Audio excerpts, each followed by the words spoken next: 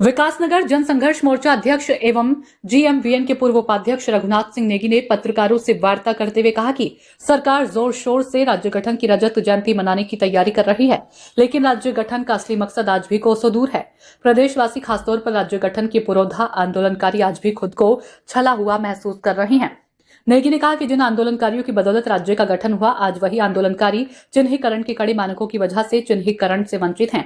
सरकार द्वारा चिन्हीकरण हेतु 5 बिंदु तय किए गए हैं, जिनमें आंदोलन के दौरान एफआईआर, आंदोलन के दौरान चोट लगने का मेडिकल सर्टिफिकेट, जिलाधिकारी के द्वारा प्रदत्त पुष्ट प्रमाण, एलआईयू आदि का प्रमाण पत्र, पुलिस केस डायरी आदि मानक तय की गई हैं। कई कर्मठ आंदोलनकारियों ने आंदोलन में बढ़ चढ़कर भाग लिया था, लेकिन उनके पास पुष्ट दस्तावेज न होने के कारण आज तक चिन्हीकरण नहीं हो पाया।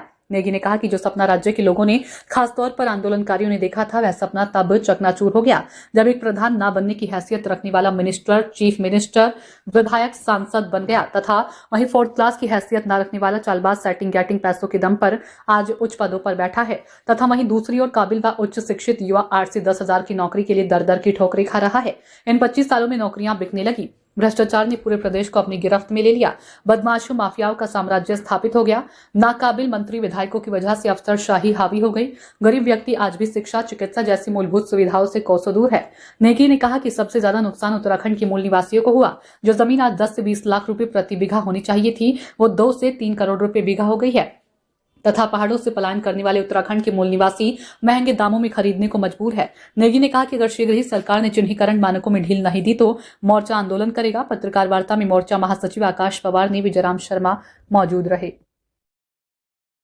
जुबली मनाने जा रही है सरकार राज्य गठन की, उसमें अगर उनको कोई आपने सम्मान देना है आंदोलनकारियों को, तो उनके चिन्हीकरण को जो मानक है उसमें ढील देनी चाहिए सरकार को। जो 5 तथ्य सरकार ने लिखे उनके आधार पर चिन्हीकरण इनका होगा।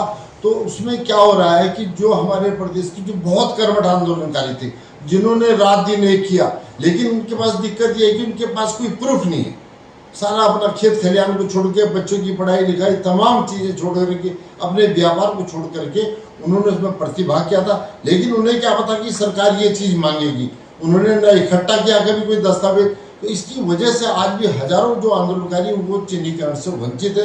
उनको सम्मान देने के लिए राज्य स्थापना दिवस पे जो हम सालगिरह मनाएंगे, अगर ये सरकार इसमें चिन्हीकरण के मानकों में ढील देती है तो निश्चित तौर पे बहुत बड़ा आंदोलनकारियों के लिए सम्मान होगा, उनके लिए तोहफा होगा। हमारा इसमें कहना ही है कि सरकार आप देख लीजिए कि इस राज्य को बनने के लिए जो तमाम कुर्बानियाँ हुई, उसके विपरीत आम आदमी को क्या मिला। जो उत्तराखंड का जनमानस है, जो हमारे आंदोलनकारी, उनको क्या मिला। आज सारी की सारी नौकरियां आप देख लीजिए, 25 सालों में नौकरियां बिकती चली गई। आज जो हमारा शिक्षित उत्तराखंड का मूल निवासी है, वो आज दर दर की ठोकरें खाने को मजबूर है। 8-10 हज़ार की नौकरी उसको नहीं मिल पा रही है। राज्य गठन का एक फायदा जरूर हुआ है। जो लोग 4th क्लास को हासिल करने की योग्यता नहीं रखते थे, आज बड़े बड़े पदों पर बैठ चुके हैं। जो प्रधान बनने की जिनकी हैसियत नहीं थी, आज वो सांसद, एमएलए, मिनिस्टर, चीफ मिनिस्टर ये तमाम बन गए। तो बताइए इस राज्य का जो तमाम जो हमारा उच्च शिक्षित वर्ग है, जो हमारा काबिल आदमी है, वो कहाँ जाएगा। आज उसके साथ साथ जो हम चिन्हीकरण की बात करते हैं, चिन्हीकरण होगा तो कम से कम इनका कोई भला तो होगा, आंदोलन उनकी पहचान मिलेगी। लेकिन सरकार उसको भी टालना चाहती, इनको उनका हक नहीं देना चाहती। और दूसरी बात, जो सबसे बड़ा दंश आज जो हमारा उत्तराखंड का मूल निवासी है, वो इस बात को लेकर के झेल रहा है कि उत्तराखंड से जो तमाम जो रिमोट एरियाज हैं, वहाँ से हमारे लोग पलायन कर रहे हैं। और वो जो जमीन आज 10, 15, 20 लाख रुपए होनी चाहिए थी, वही जमीन हमारे जो मूल निवासी हैं, उत्तराखंड के आंदोलनकारी हैं, वो 2-2, 3-3 करोड़ रुपए खरीद रहे हैं। तो बताइए किसको लाभ मिला, इस राज्य गठन का लाभ किसको मिला।